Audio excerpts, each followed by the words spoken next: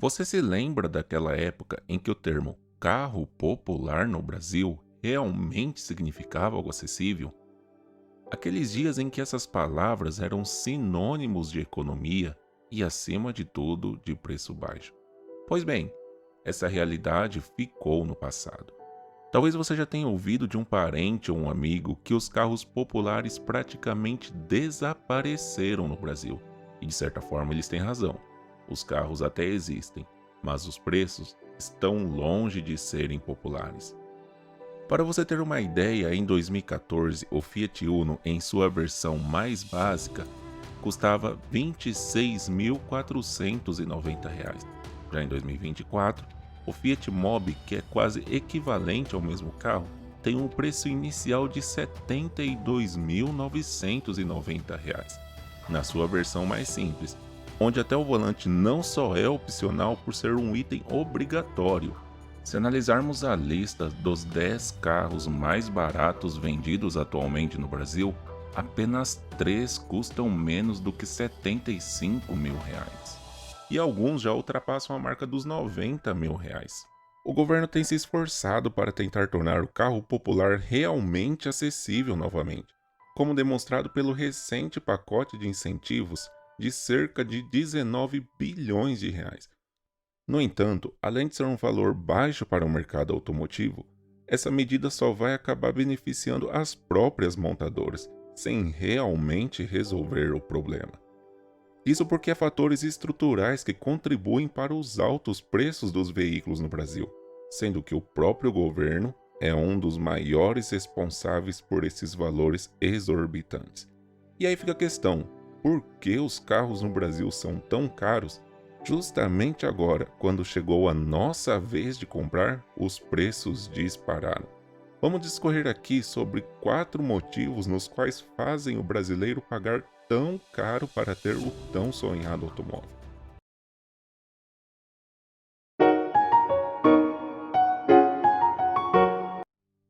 Um estudo feito pela consultoria automotiva Jato Dynamics, realizado neste último ano, identificou que os preços dos carros médios aqui no Brasil mais do que dobrou no intervalo de tempo entre 2017 e 2023. Um exemplo disso foi o Renault Kwid, que em 2017 era vendido a um preço de mais ou menos R$ 30 mil, e agora, na sua versão top de linha, já tem um preço de quase R$ 70 mil. E se a gente pega a inflação oficial no mesmo período, medida pelo IPCA, vemos que ela ficou levemente acima de 45%, o que já é uma baita de uma inflação, diga-se de passagem, no intervalo de apenas 6 anos. Já nos últimos 10 anos, a inflação no Brasil foi de 75,98%.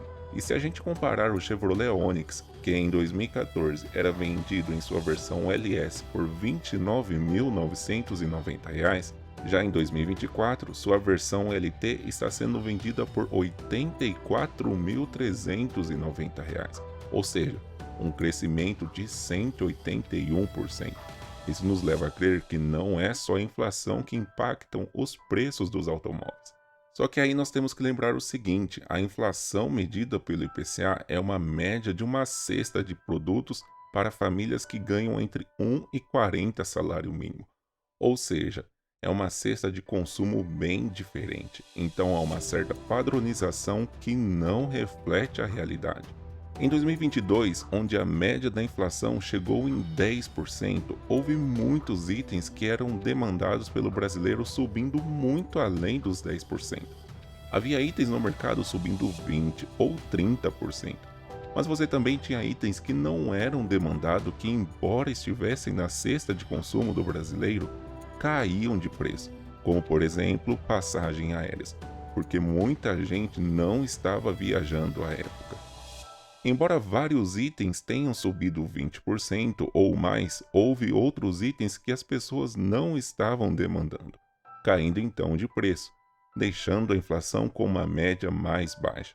Mas os carros continuaram sendo demandados pelas pessoas, chegando em um cenário que para ter um carro você precisaria aguardar até 6 meses para ter o tão sonhado momento de entrar em um carro 0 km. E aí temos que pensar na oferta e na demanda, que a época da pandemia, com o mundo inteiro fechado, houve uma quebra nas cadeias produtivas. Então teve uma produção muito menor de vários itens necessários para a produção do automóvel. E uma das causas do aumento de vários preços aqui no Brasil tem a ver com a desvalorização da nossa moeda frente ao dólar. Veja que em 10 anos o dólar se valorizou frente ao real 138%. Quando a nossa moeda se desvaloriza contra o dólar, a tendência é que todos os itens importados e aqueles que podem ser exportados fiquem mais caros. Infelizmente, se a gente pega até nesse ano de 2024, nós temos a infeliz estatística que mostra que o real é uma das piores moedas do mundo, se desvalorizando mais inclusive em relação ao dólar do que o peso argentino e a lira turca. Então, o efeito disso acaba sendo brutal quando se compara o preço do automóvel com o nosso salário mínimo. Voltando novamente, lá em 2014, o salário mínimo era de R$ 724. Para o preço do Fiat Uno à época, era necessário pouco mais do que 41 salários mínimos para comprar aquele carro. Hoje, esse salário mínimo aumentou e foi para R$ 1.412, um aumento de mais de 95%. No entanto, o preço do carro avançou ainda mais, de modo que não são mais 41 salários necessários para comprar, mas sim quase 52 salários mínimos necessários para que você compre um automóvel. Ou seja, são 10 meses a mais que você vai ter que trabalhar para ter acesso ao mesmo carro. Isso considerando o Fiat Mobi, que é um carro pequeno, que pode ser útil para a cidade, mas para pegar estrada, você irá certamente sofrer nas rodovias precárias do nosso Brasil, muitas delas sem acostamentos. Você trabalha 51 meses guardando o salário para ter um carro, no mínimo, medíocre.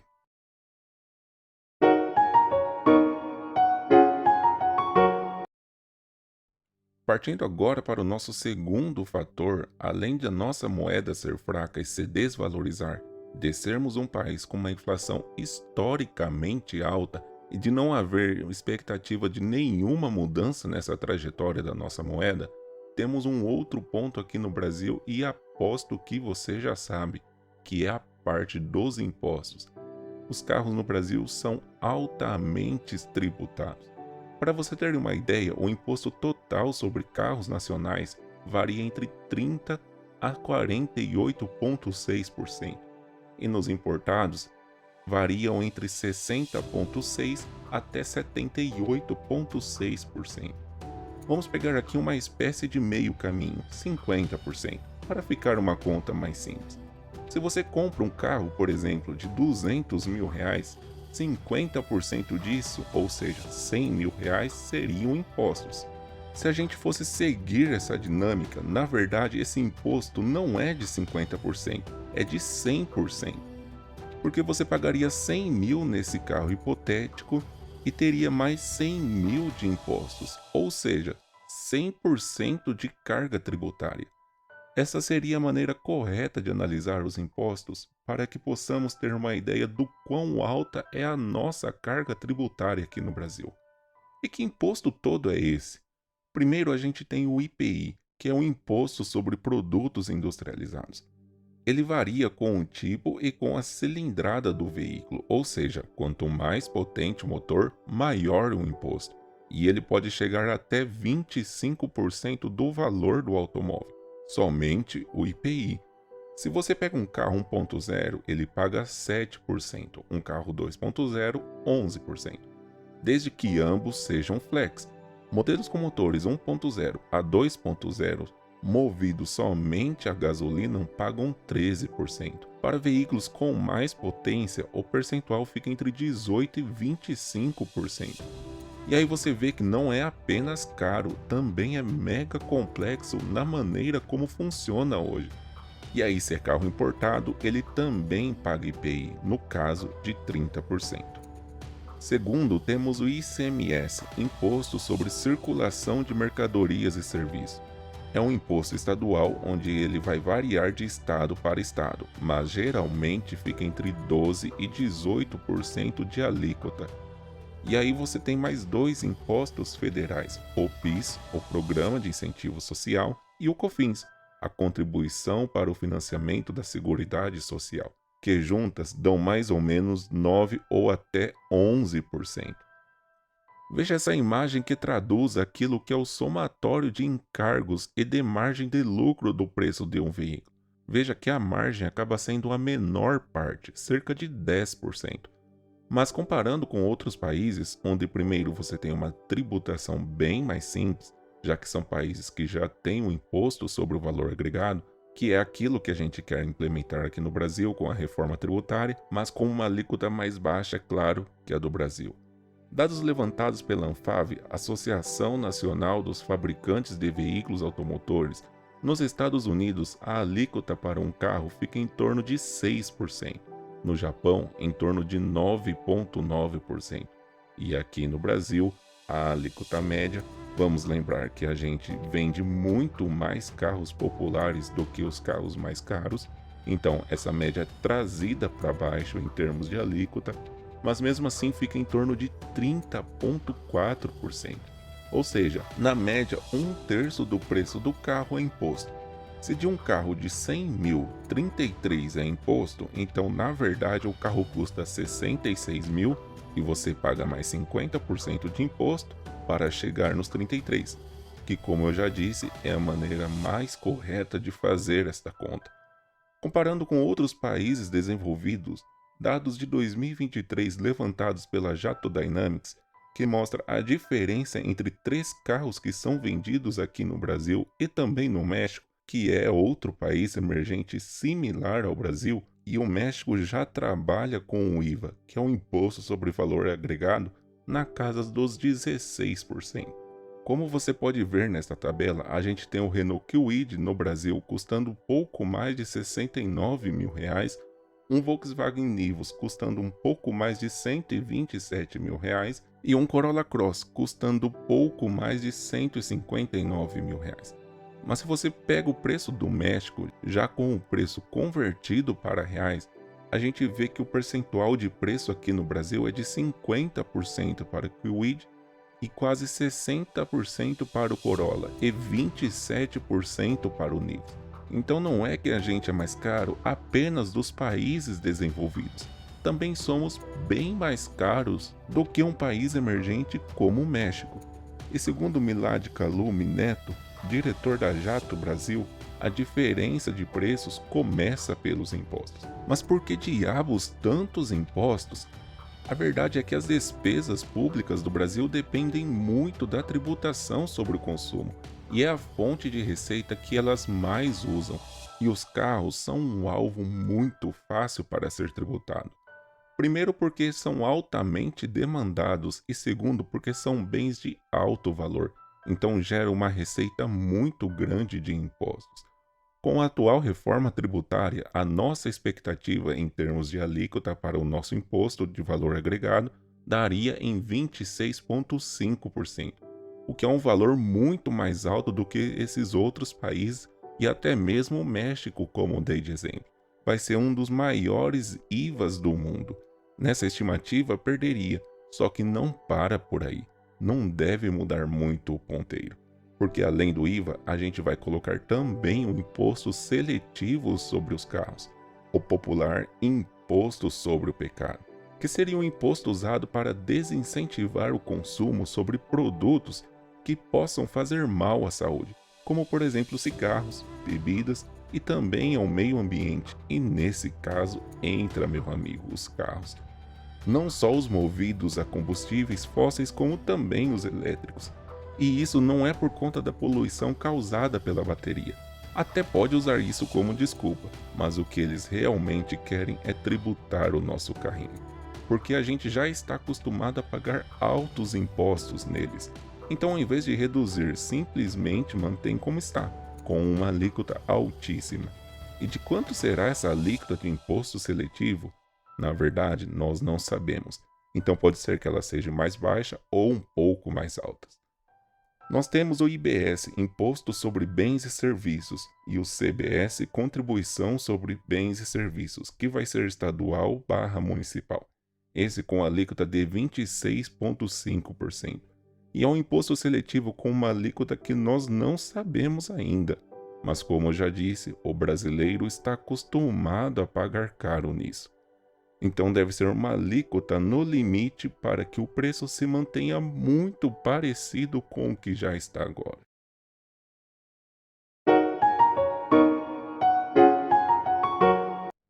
O protecionismo é bem antigo aqui no Brasil. Se a gente voltar para os anos 70, nós tivemos em 1976, na canetada, uma proibição de importação de carros para fortalecer o mercado nacional. Nessa época, nós tínhamos apenas 4 montadoras aqui no Brasil: Chevrolet, Fiat, Ford e Volkswagen. Vale falar que essa política não foi adotada apenas com o carro. Um exemplo muito interessante disso foi a Lei de Proteção Informática, em 1984, que proibiu a importação de computadores, de modo a proteger uma indústria nacional que acabou nunca nascendo com força, que era uma indústria voltada para essa parte tecnológica da informática, de construção de hardware. Isso na prática acabou que a gente ficou defasado em termos tecnológicos, porque não podia trazer tecnologia de fora para aumentar a nossa produtividade aqui dentro.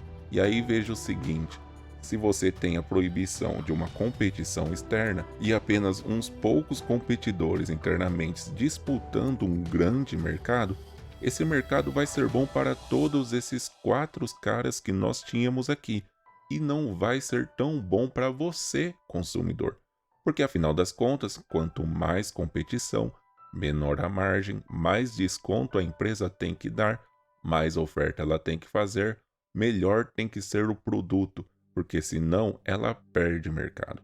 E aí foi só lá nos anos 90, na presidência do Fernando Collor, que, abre aspas, fez muita cagada aqui no Brasil, traumatizando toda uma geração e causando tragédias em muitas famílias. Ele viajou para fora do Brasil e andou em carros muito potentes na Europa. Falou até uma frase que meio que entrou para a história, que os carros brasileiros são uma carroça. E aí quando volta ao Brasil, ele consegue passar um projeto de lei com a ajuda do Congresso, revogando esse veto à importação de automóveis. E aí, como resultado dessa revogação, feita há 34 anos, foi em 1990, em maio daquele ano, a gente viu o preço relativo dos carros caindo, justamente por conta de mais competição, ainda que a tarifa sobre os carros importados no Brasil seja historicamente alta. E um exemplo recente dessa competição vinda de fora que acabou beneficiando o consumidor está com as montadoras chinesas, pois estão entrando aqui no mercado nacional com os preços bem abaixo dos seus concorrentes e forçando as montadoras a reduzirem o preço para poder competir. E matéria sobre isso não falta, como você pode ver aqui. Montadoras abaixam o preço para competir com o chinês, com concorrência chinesa, SUVs ficam mais baratos, só que agora a pressão que está sendo gerada pelas montadoras é de retirar o imposto para que elas possam deixar o carro mais barato para competir com o chinês, ou de colocar mais tarifa para o que vem de fora para proteger a indústria nacional. Qual dessas alternativas você acha que elas estão pressionando? Logicamente que a segunda, e é o que sempre vai acontecer aqui no Brasil. Visto o exemplo das blusinhas da Shein, então vão colocar mais tarifas sobre os carros importados, obrigando todo mundo a comprar o carro e pagar bem mais caro para proteger essa nossa indústria.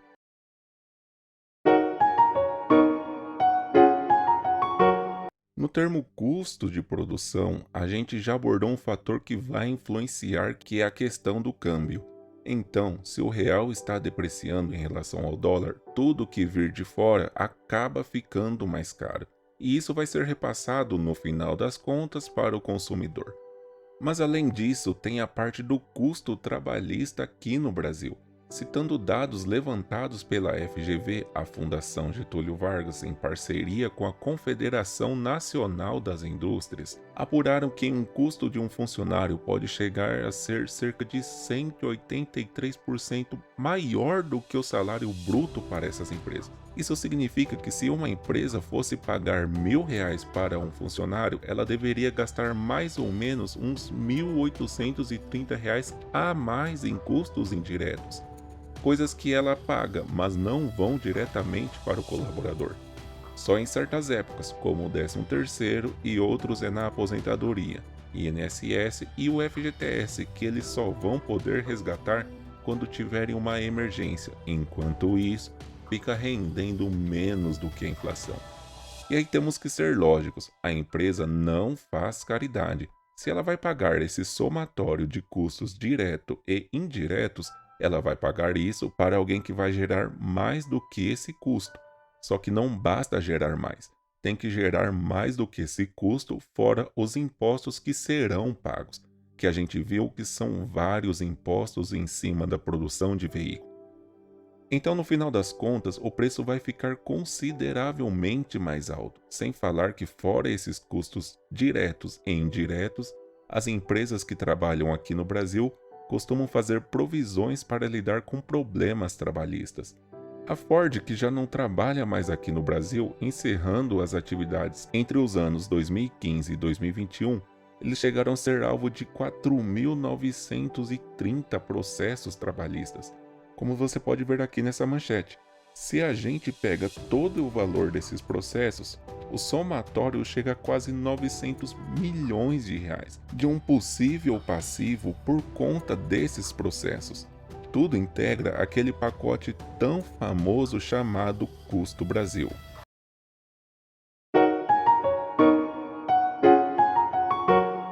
Então aí você pode refletir, pensando na oferta e na demanda, se você tem um item que tem um preço mais alto, a demanda por ele costuma baixar. E a gente tem menos demanda por Ferraris, por exemplo, em comparação ao Gol. Só que com um carro isso não acontece. Ainda que o carro no Brasil seja caro, como eu disse, a população está acostumada a pagar caro nesse item. E por mais que a geração mais jovem tenha apresentado um certo desinteresse por automóveis, por diferentes fatores, e eu vejo o Uber como um dos grandes responsáveis por isso, porque melhorou bastante a mobilidade urbana. Mas o ponto é que, embora 7 entre 10 jovens não queiram comprar carro, eles não têm esse primeiro automóvel como realmente uma prioridade na vida, bem diferentes das gerações anteriores. Ao mesmo tempo, a gente vê mais de 80% dos brasileiros querendo comprar um carro em 2024. E como você pode ver na tela, os motivos são os mais diversos. Costume de trocar de carro com frequência, envelhecimento do carro atual, necessidade de um veículo mais econômico ou alguns querem um veículo mais potente. Em todo caso, o interessante é notar que, contrariando aquelas curvas de oferta e demanda, onde o preço de um aumenta e a demanda por ele acaba diminuindo, a gente pode falar que os carros são, de certa maneira, um bem giffen, que são bens que, ainda que o preço aumente, eles apresentam demanda por vezes até maior. E eu quero saber a sua opinião. Você jovem que está assistindo este vídeo, você pretende ter carro ou você não liga para isso? O número de jovens tirando a habilitação também vem caindo no Brasil. E para um pessoal da geração um pouco mais velhas, vocês também pretendem trocar de carro em 2024? Deixe o seu comentário falando aqui sobre qual a sua perspectiva sobre o automóvel no Brasil. Espero que o vídeo tenha sido útil. Se você gostou, dê o seu like e se inscreva no canal. Um grande abraço e até a próxima.